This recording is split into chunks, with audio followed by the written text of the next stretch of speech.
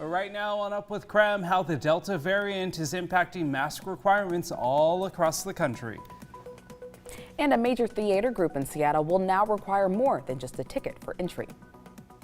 Plus, the U.S.-Canada border is now fully open for fully vaccinated U.S. citizens. How an app is making it easier to travel.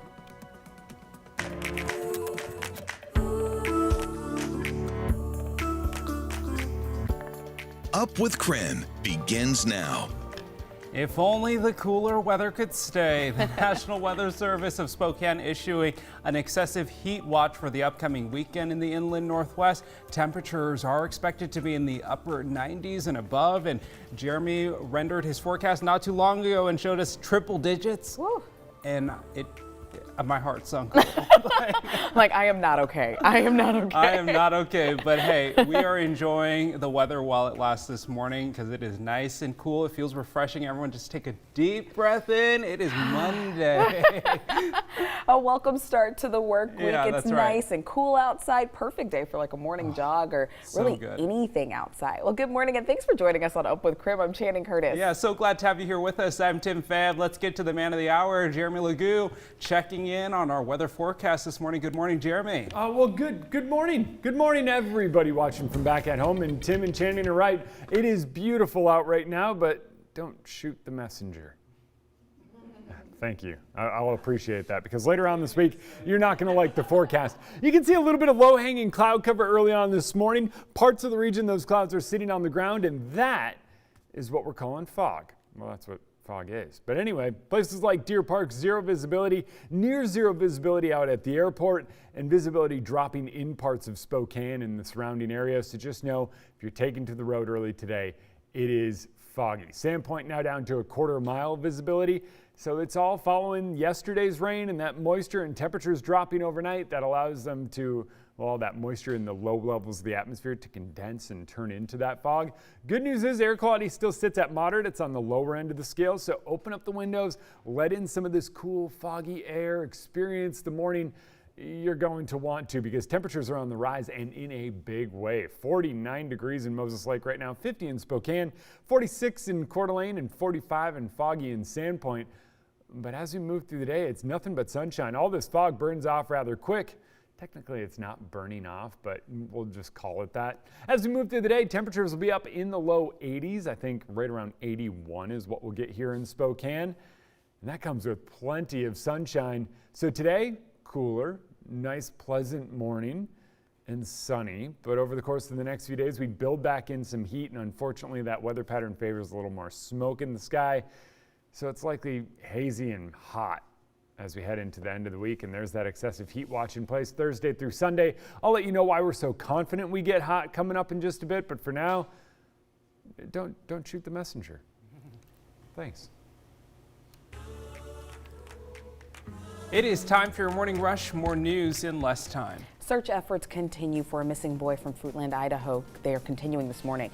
5-year-old Michael Vaughn has been missing since July 27th. Community members have been searching fields and even handing out flyers with the hope that a lead will turn up. It's pretty incredible to know that you've got a community and that much support when we need it. Anyone with information about Michael's whereabouts is asked to call the number that you see there on your screen. The 6 people who were killed in an Alaska sightseeing plane crash have been identified. Officials identified the pilot as 64-year-old Rolf Lazendorfer from Cle Elum, Washington. 2 of the 5 passengers were from California, 2 others were from Georgia. The final passenger was from Illinois. Crews hope to start recovering the plane wreckage, but on Sunday, weather forced cancellations. The Washington State Department of Health confirms there are some harmful algae blooms found in lakes and rivers around the region, including the Little Spokane River. The blue-green algae can be toxic to humans and to animals. The DOH attributed the cause to extreme heat and low water levels. Traces of blue-green algae were found in samples taken from the Little Spokane River following the deaths of 3 dogs who swam there, according to the Department of Ecology.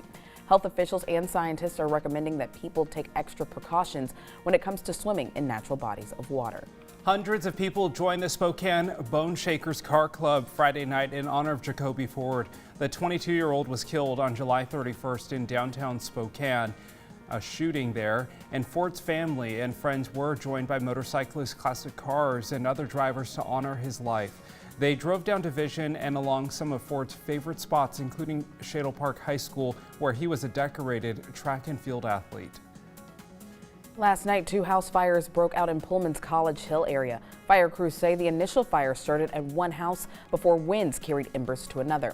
The fires displaced 6 students. However, they are receiving help from the Washington State University Housing Office as well as the Red Cross. The cause of this fire is under investigation. That's your Morning Rush. More news in less time. Let us know what's happening in your neighborhood by using the hashtag #UpWithKREM on social media.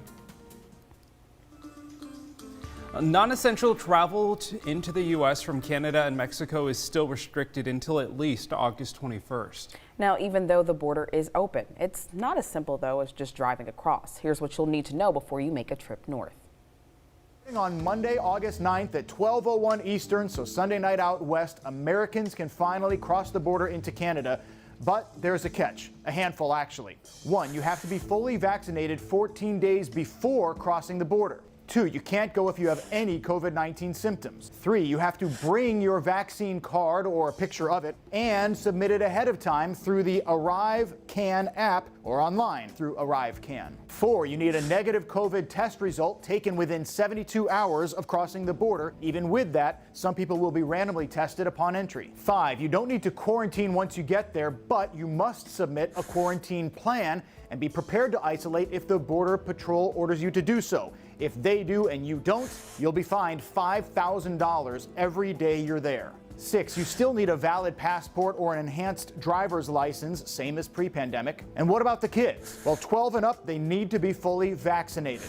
11 and under, they can go with you, but they'll have to take a coronavirus test on the 1st and 8th day after crossing the border. Last thing, don't try to beat the system. The Canadian government says that anyone who submits false information about their vaccination status could be fined $750,000 or sentenced to 6 months in prison. I'm Steve Bunin. Well, as you just heard, one of the main requirements to travel into Canada is submitting your COVID vaccine on ArriveCAN. So this morning, Nicole Hernandez is showing us how to navigate through that app, and she's telling us everything we need to know. Good morning, Nicole. Yeah, good morning, Tim. So it's actually pretty easy. I just pulled up the ArriveCAN website right here, and the first thing you have to do is just make a login. So I went ahead and created a login. I logged in, and then that brings you to this page right here. Well, all you have to do is hit start. And then once you hit start, it's going to take you through steps. So you can see we have step 2 of 13. So there's 13 total steps here, and we're going to choose how we're getting in. So we're going to pretend we're going by land here, and then you hit what entry you want to go into. And if we went straight up north here, we would end up, if you scroll all the way down to the end, we would go through Nelway. And then you choose your date. Say we're going on the 11th at 6:38, which is what time it is right now. And then that's when they start asking you questions. So this is why you're traveling. Are you traveling for any of these purposes? No, at this point, we're just traveling for fun. So you continue. If you are traveling just for leisure at this point, this is where you have to decide for fun. Is it returning to Canada or discretionary optional travel by fully vaccinated U.S. citizen? That's what you're going to choose right there, the second option, if you're just traveling for leisure at this point, which you can now do. So then we hit next, and this is when you start adding your own information. I'm not going to do this, obviously, but it will ask you whether you have a passport or an enhanced driver's license. It'll ask you for all of your information. And then once you get past this step is when they ask you for your vaccination status and your vaccination card. So that's going to be really important. You have to have a photo that you upload of your vaccination card. It's going to ask you the dates you got your first and your second vaccine. So make sure you have all of that information on hand before you go through. Then, of course, finish the rest of your steps. But even though you filled this out, even though you've submitted everything to this website, you still have to bring all of that information with you when you try to go across the border. So whether you're driving or flying, still bring your passport or your enhanced driver's license, still bring that vaccination card, even though they have all of this information. But overall, it's a pretty simple process. I'll send things back to you guys for now. All right, thanks, Nicole. Now, still to come for renters that missed payments during the pandemic, hundreds of millions of dollars are available in Washington. There are nonprofits in each county ready to help you out. And this morning, how you can find one in Spokane County. And we're going to take you outside, talk that heat that's working its way into the forecast. Remember, don't kill the messenger. I'm just the dude telling you about it. So for right now, temperatures are cool. Take a look at the lower right-hand side of your screen. 50 degrees outside and moderate air quality. If I can say moderate. There we go. Got it. Open the windows, let in some of this cold air. You're going to want that in your house by the time things start heating up.